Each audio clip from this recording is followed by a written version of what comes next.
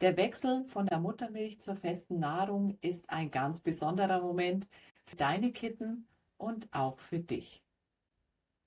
Ab etwa der 4. Lebenswoche beginnt dein kleiner Liebling neugierig zu werden. Er schnuppert am Napf, beobachtet vielleicht die Katzenmama beim Essen und zeigt damit, dass er bereit ist, Neues zu entdecken. Jetzt ist der richtige Zeitpunkt, um behutsam mit hochwertigem Nassfutter zu starten. Kleine, weiche Portionen mehrmals täglich, so lernt dein Kitten Schritt für Schritt, was Essen eigentlich bedeutet.